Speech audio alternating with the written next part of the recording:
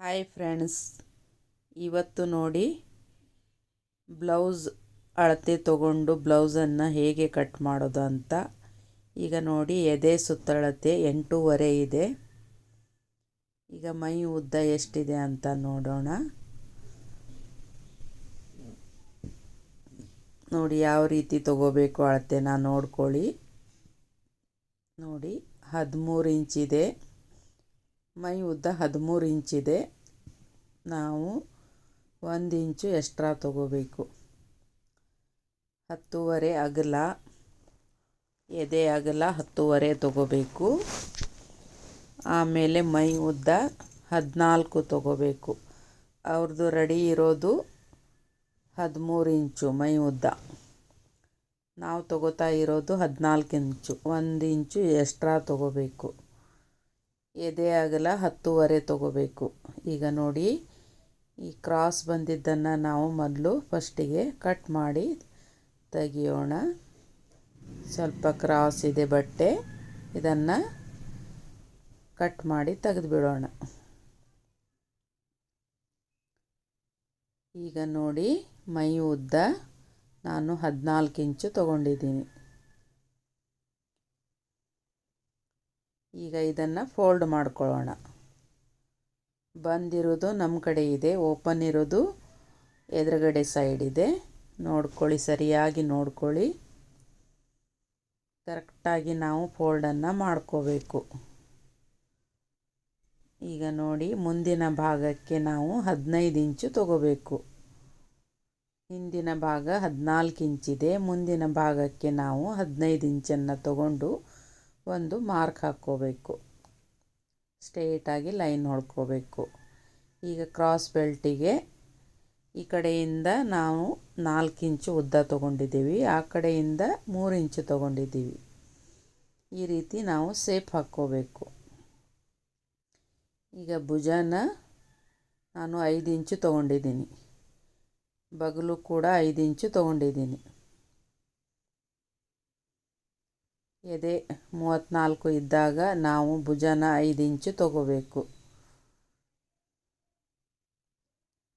Deep ಕಡಿಮೆ ಬಂದಾಗ, neck deep ಕಡಿಮೆ ಬಂದಾಗ ಭುಜ ಜಾಸ್ತಿ ಬರುತ್ತೆ, ನೆಕ್ ಡೀಪ್ ಇದ್ದಾಗ ಭುಜ ಕಡಿಮೆ ಬರುತ್ತೆ. ಇದನ್ನು ನೀವು ನೆನಪಿಟ್ಕೊಳ್ಳಿ. ಈಗ ಮುಂದಿನ ಕೊಳ್ಳಿನ ಉದ್ದ ಎಷ್ಟಿದೆ ಅಂತ ನೋಡೋಣ. ನೋಡಿ, 2 ಇಂಚ್ ಅಗಲ ತೊಗೊಂಡಿದ್ದೀನಿ, ಉದ್ದ 6 ತೊಗೊಂಡಿದ್ದೀನಿ. ಕೆಳಗಡೆ ನಾವು ಅಗಲಕ್ಕೆ 2.5 ಇಂಚು ತೊಗೋಬೇಕು. ತೊಗೊಂಡು ಸೇಪ್ ಹಾಕ್ಕೊಂಡು ನೋಡಿ, ಈ ರೀತಿ ಕರ್ವ್ ಸ್ಕೇಲ್ ತೊಗೊಂಡು ಈ ರೀತಿ ಸೇಪ್ ಹಾಕ್ಕೋಬೇಕು. ಬಗಲಿಗೆ ಕೂಡ ಇದೇ ರೀತಿ ಕರ್ವ್ ಸ್ಕೇಲ್ ತೊಗೊಂಡು ನೀವು ಸೇಪ್ ಹಾಕ್ಕೋಬೋದು. ಈಗ ಬಗಲಿಗೆ ನೋಡಿ, ಅರ್ಧ ಇಂಚು ಒಳಗಡೆ ತೊಗೊಂಡಿದ್ದೀನಿ. ಈಗ ನೋಡಿ, ಎಲ್ಲನೂ ನಾನು ಕರೆಕ್ಟ್ ಇದೆ ಅಂತ ಚೆಕ್ ಮಾಡ್ತಾ ಇದ್ದೀನಿ. ಈಗ ಬಗಲು ಅವ್ರದ್ದು 8 ಇದೆ. ಈಗ ಕರೆಕ್ಟಾಗಿ ಬರುತ್ತೋ ಇಲ್ಲ ಅಂತ ನಾವು ನೋಡ್ಕೋಬೇಕು. ಬಗಲು ಇಟ್ಕೊಂಡು 8 ಇದೆ ನೋಡಿ, ಕರೆಕ್ಟಾಗಿ ಬಂದಿದೆ. 2 ಇಂಚು ಎಕ್ಸ್ಟ್ರಾ ಅದು, ಇದನ್ನು ಮಾರ್ಕ್ ಹಾಕ್ಕೋಬೇಕು.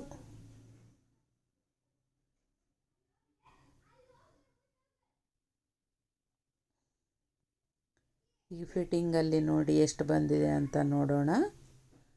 7.5 ಬಂದಿದೆ. ಅಲ್ಲಿ 7.5ಗೆ ಒಂದು ಮಾರ್ಕ್ ಹಾಕ್ಕೊಂಡ್ರೆ ಮುಂದ್ಗಡೆ 1 ಇಂಚು ಟಕ್ಸ್ ಹಿಡಿಯೋದಕ್ಕೆ ಬರುತ್ತೆ. ಅದು ಈಗ ಟಕ್ಸ್ ಮಾರ್ಕ್ ಹಾಕ್ಕೊಂಡಿದ್ದೀನಿ ನೋಡಿ. ಈ ಕಡೆ 2.5 ಇಂಚು ಅಗಲ, 2.5 ಇಂಚು ಉದ್ದ, ಇಲ್ಲಿ 1.5 ಇಂಚು ಉದ್ದ ಸೆಂಟರಲ್ಲಿ ಇರಬೇಕು. ಇದು ಟಕ್ಸು ಇಲ್ಲಿ 5 ಇಂಚಿಗೆ ಇರಬೇಕು. ಇದು ಕರೆಕ್ಟಾಗಿ ಸೆಂಟರಿಗೆ ಬರಬೇಕು. ಎಲ್ಲ ಪಾಯಿಂಟ್ಸು ಕರೆಕ್ಟಾಗಿ ಬರಬೇಕು. ಇಲ್ಲಿ 1.5 ಇಂಚು ಅಗಲಕ್ಕೆ ತೊಗೊಂಡಿದ್ದೀನಿ ನಾನು, ಆ ಕಡೆಯಿಂದ 2 ಇಂಚಿಗೆ ತೊಗೊಂಡಿದ್ದೀನಿ. ಈ 4 ಪಾಯಿಂಟ್ಸು ಕರೆಕ್ಟಾಗಿ ಬರಬೇಕು. ಮಧ್ಯದಲ್ಲಿ ಗ್ಯಾಪ್ ಇರಬೇಕು. 4 ಟಕ್ಸ್ ಮಧ್ಯದಲ್ಲಿ ರೌಂಡಾಗಿ ಗ್ಯಾಪ್ ಬರಬೇಕು, ಅಂದರೆ ಕರೆಕ್ಟಾಗಿ ಬರುತ್ತೆ ಸ್ಟಿಚ್ ಮಾಡಿದಾಗ.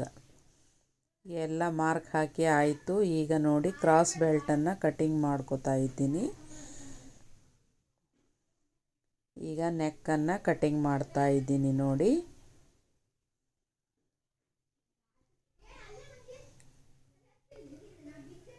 ಈಗ ನೋಡಿ ಯಾವ ರೀತಿ ಮಾರ್ಕ್ ಹಾಕ್ಕೊಂಡಿನಿ ಅದೇ ರೀತಿ ಕಟಿಂಗ್ ಮಾಡ್ಕೋತಾ ಇದ್ದೀನಿ ನೋಡಿ. ಈಗ ಬಗಲು ಈ ಅರ್ಧ ಇಂಚು ಒಳಗಡೆ ಇರೋದನ್ನು ಅದು ಕೂಡ ಕಟ್ ಮಾಡಿ ತೆಗಿಬೇಕು. ಬಗಲು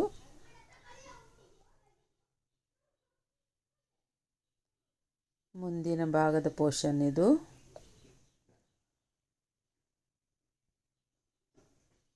ಇದನ್ನು ತೆಗೆದಿಟ್ಕೊಂಬಿಡಿ.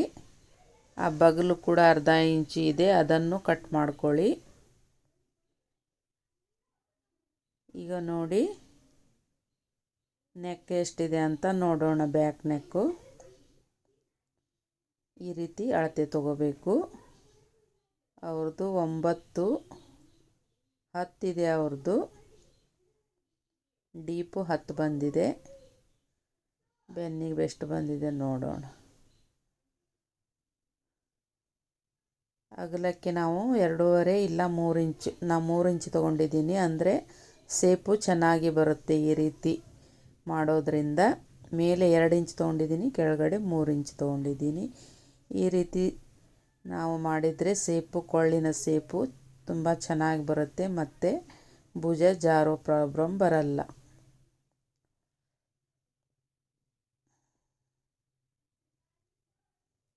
ನೋಡಿ ಈ ರೀತಿ ಟಕ್ಸ್ ಈ ಕಡೆನೂ ಬಂದುಬಿಡುತ್ತೆ. ನೀವು ಅದೇ ರೀತಿ ಮಾರ್ಕ್ ಹಾಕೋಬೋದು. 2 ಕಡೆ ಸೇಮ್ ಆಗಿ ಬಂದುಬಿಡುತ್ತೆ ನೋಡಿ. ಮಧ್ಯದಲ್ಲಿ ಈ ರೀತಿ ಗ್ಯಾಪ್ ಬರಬೇಕು ರೌಂಡು.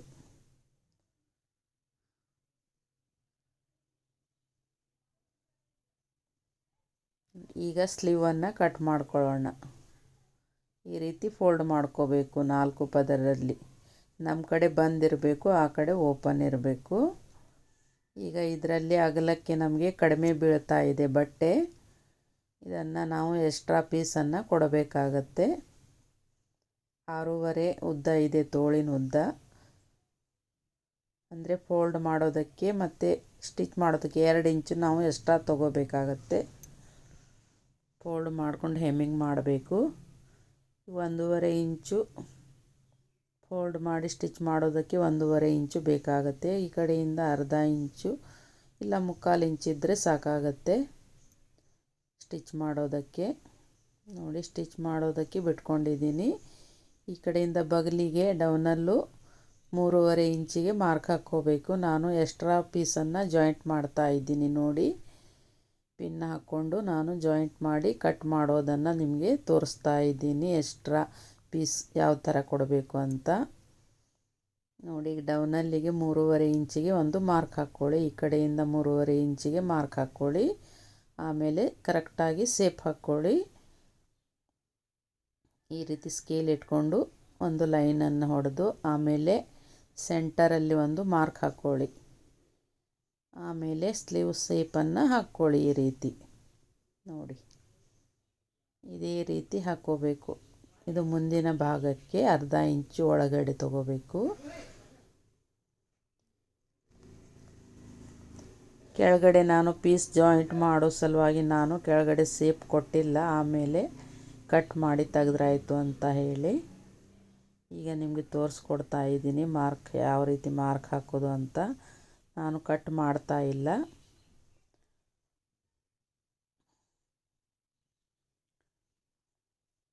ನೋಡಿ ತೋಳಿನ ಅಗಲ ಎಷ್ಟಿದೆ ಅಂತ ನೋಡ್ಕೋಬೇಕು.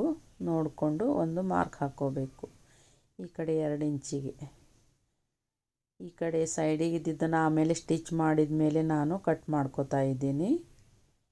ಈಗ ಪೀಸ್ ಜಾಯಿಂಟ್ ಮಾಡೋದಿದೆ ಅಂತ ಕಟ್ ಮಾಡಿಲ್ಲ. ಈ ಮುಂದಿನ ಭಾಗದ ಸೇಪನ್ನು ನಾನು 2 ಪೀಸ್ ಅಷ್ಟೇ ತೊಗೊಂಡು ಕಟ್ ಮಾಡಬೇಕು. ಮುಂದಿನ ಭಾಗದ ಪೀಸ್ ಅಷ್ಟೇ ತೊಗೋಬೇಕು ನೋಡಿ. ಈ ರೀತಿ ನೀವು ಈ ರೀತಿ ಪೀಸ್ ಬಂದಾಗ ಒಂದು ಪಿನ್ ಹಾಕಿ ಇಟ್ಕೊಂಬಿಡಿ. ಇಲ್ಲಾಂದರೆ ಆ ಕಡೆ ಈ ಕಡೆ ಆಗಿಬಿಡುತ್ತೆ ಪೀಸ್ಗಳು. ಈಗ ಕ್ರಾಸ್ ಬೆಲ್ಟು ನೋಡಿ ಕಟ್ ಮಾಡ್ಕೋತಾ ಇದ್ದೀನಿ. ಇನ್ನೊಂದು ಪೀಸ್ ಜಾಯಿಂಟ್ ಮಾಡೋದಕ್ಕೆ ಇನ್ನೊಂದು ಕ್ರಾಸ್ ಬೆಲ್ಟನ್ನು ನಾನು ತಗೋತಾ ಇದ್ದೀನಿ. ಈಗ ಎಕ್ಸ್ಟ್ರಾ ಬಂದಿರೋ ಬಟ್ಟೆನ ತೆಗಿತಾ ಇದ್ದೀನಿ.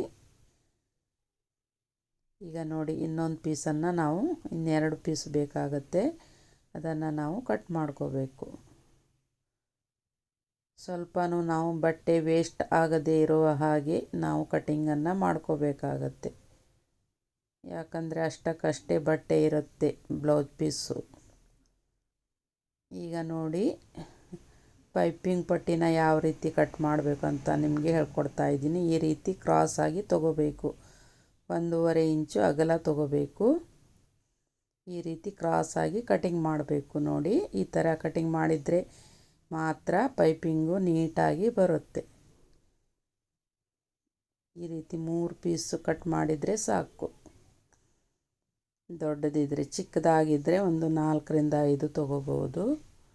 ಈಗ ಹುಕ್ಸ್ ಪಟ್ಟಿ ಮತ್ತು ಕಾಜು ಪಟ್ಟಿ. ಹುಕ್ಸ್ ಪಟ್ಟಿ 1.5 ಇಂಚು, ಕಾಜು ಪಟ್ಟಿ 3 ಇಂಚು. ಇದನ್ನು ನೆನಪಿಟ್ಕೊಳ್ಳಿ. ಈ ರೀತಿ ಕಟ್ ಮಾಡಬೇಕು. ಈಗ ಬ್ಲೌಸ್ ಕಟ್ ಮಾಡೇ ಆಯಿತು. ಈ ವಿಡಿಯೋ ನಿಮಗೆ ಹೇಗೆ ಅನ್ನಿಸ್ತು ದಯವಿಟ್ಟು ಕಮೆಂಟ್ ಮಾಡಿ. ಮತ್ತು ನಿಮಗೆ ಯಾವ ಥರ ವಿಡಿಯೋ ಬೇಕು ಕಮೆಂಟ್ ಮಾಡಿ. ಮತ್ತೆ ಸಿಗೋಣ ಮುಂದಿನ ವಿಡಿಯೋದೊಂದಿಗೆ. ನಮಸ್ಕಾರ.